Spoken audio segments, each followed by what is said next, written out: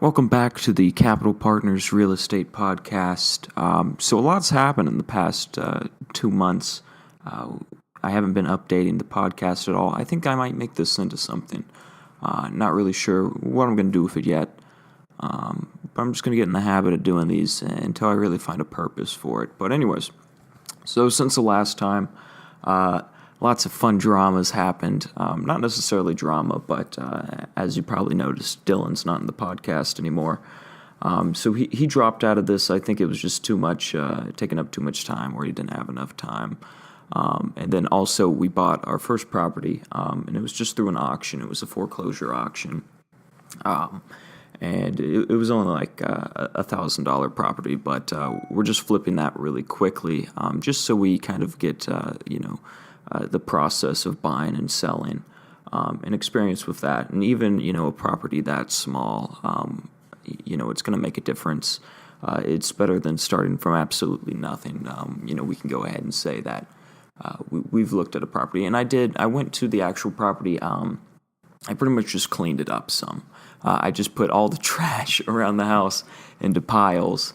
But anyways, that's not what this podcast is going to be about. This is going to be about something, that a lot of people aren't familiar with. And that's going to be building credit, which is, kind of the main thing that I'm doing right here.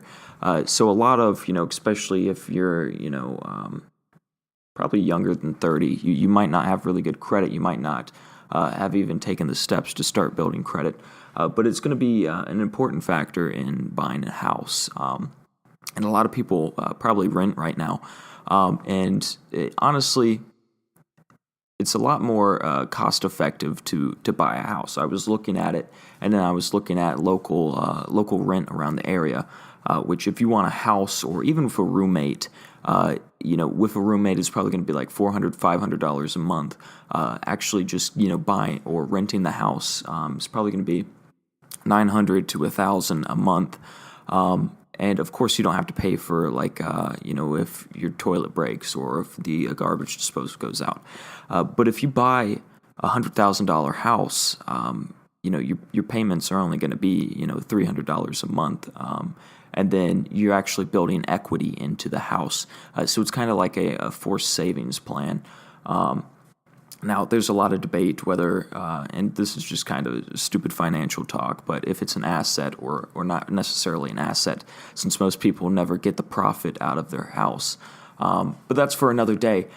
So building credit, the first thing you're going to want to do is actually go get a credit card, or you could even start with, let me see, what do they call it? A loan or a credit building loan.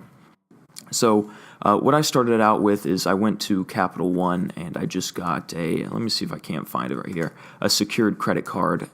So pretty much you just go to their website and they will approve you pretty much instantly, depending on how much income you make. So if you make like $30,000 a year, you're probably definitely going to get one of these cards.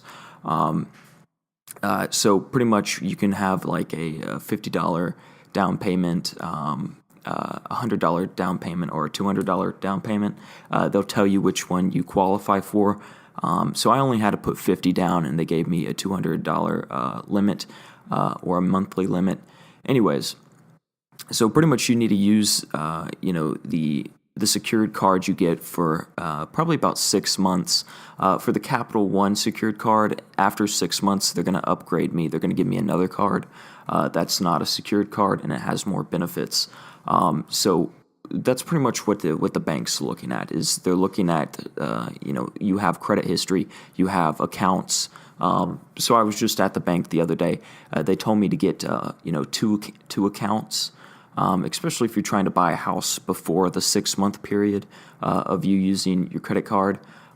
So, yeah, you're just going to want 2 accounts. And since I didn't really qualify for another card, pretty much what I did is I have this secured card, and then I went to selflender.com, I think is what it's called, and I got a credit building loan there. So hopefully that should give me enough credit history and enough accounts.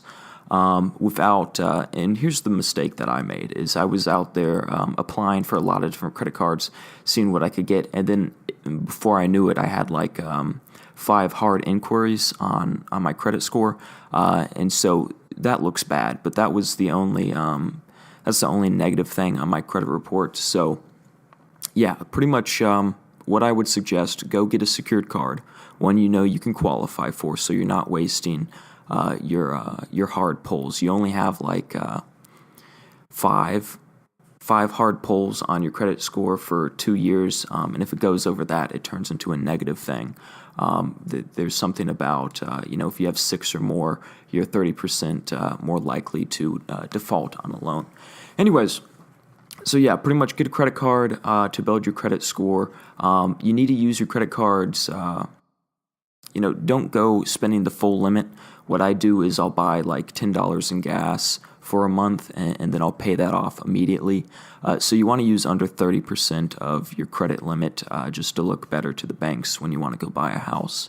And then also make sure for like if you get what are the credit building loans, make sure you're paying that off as soon as possible. I think the self-lender, they had there's a lot of different options. Just go for like the lowest option. And it's kind of ridiculous with their fees.